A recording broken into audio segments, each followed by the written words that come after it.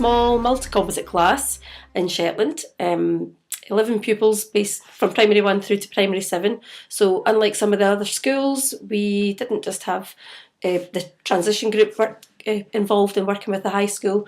We had children as young as 5, all the way up to our 11-year-olds. Because of the composition of the class, we did a lot of our work using cooperative learning strategies and so on.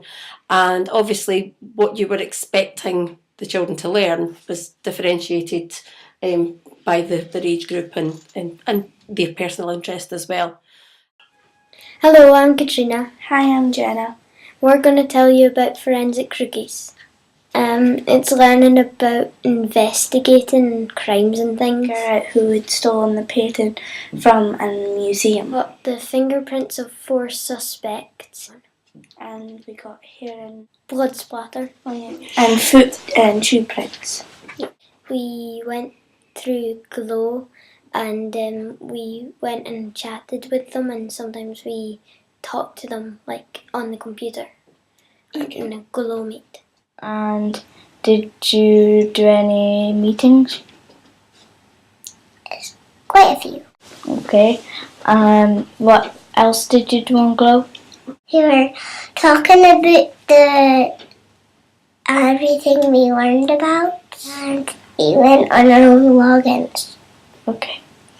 Thank you, Sophie. First chance to use any form of social communication, like social networking, and in this particular case it happened to be Glow that we were using. Again, given how rural we are and how far away we are from the high school we feed into, to be able to use Glow actually meant that we were able to connect with children in a way that we wouldn't normally been able to. We were able to do Glow, able to chat with Dr. Mallet and with Susan and various others who were able to clarify and challenge some of the ideas that the pupils were coming up with.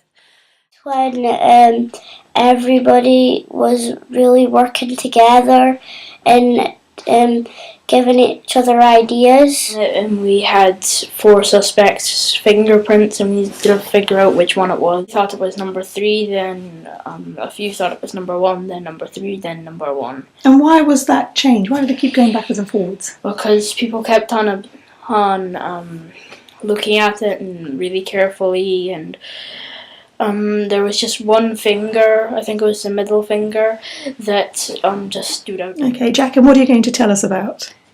Forensic cookies. What did you do in class when you were looking at hair analysis? We looked at the patterns because cats, dogs, hamsters and humans and everything doesn't have the same pattern of hair. To try and decide which had dog hair, cat hair and human hair. And did you find it out? Mm-hmm. And look to see what type of hair it is. Went on the internet and checked different types of hair. And did you do anything else? Shoe analysis. We had made some stuff and we put them in some trays, and we had to press down and try to make a footprint. Footprints, we had to make this clay out of data and flour, and it was gross. One of the schools said that they found out that there was some dog hair and cat hair, and with a footprint they thought it was the pink puma trainer, and we thought it was that as well. What else did you do? Blood. Blood. What did you do with the blood then? Blank piece of paper, syringe, fake blood thing, squirt it. We got fake blood and we had to squirt and try and do different blood splatters, and then we had to write down what kind of type it was.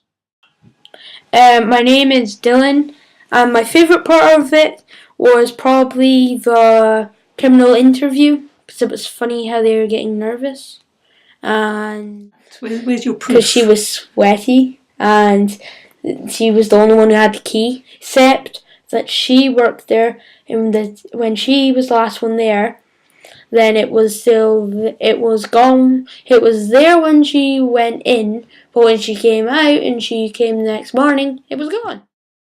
And what were you writing about? Analysis, finger analysis, teeth, hair, lots of stuff. When you did GLOW, what did you do there? We chatted on the place where you chat, and everyone talked, and the scientists and everyone came on, and we had a little talk about who we thought it was.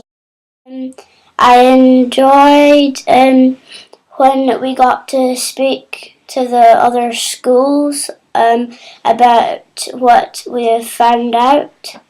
And what did you find out? And they thought it was Danielle, and so did we, so we all kind of agreed. Even though we were a very mixed group age-wise and so on, the children didn't go down the route of the stereotypes and actually relied quite heavily on the evidence that they had. But also, again, maybe given their ages, were quite creative in some of the suggestions that they came up with for how the crime may well have been committed. So imagination's a wonderful thing as well. Evidence and imagination.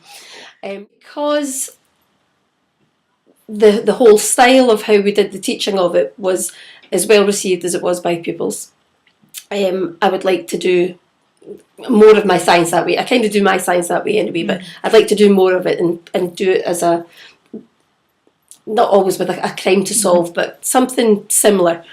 But we're also looking to be involved with the high school that we feed into, and possibly to have a forensic day that is set up for all of the primary sevens who feed into the high school, where they can get together, be presented with a crime.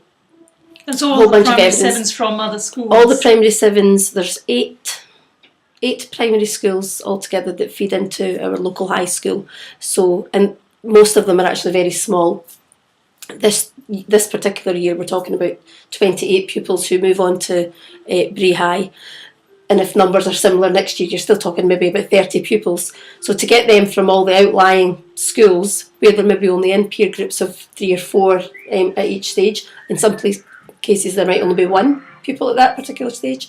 So it would just be a really good way to reinforce the project, let the staff reinforce their skills and kind of expand on things as well, but to help it to aid transition in a way that this year worked, but also could work in a slightly different way next time round.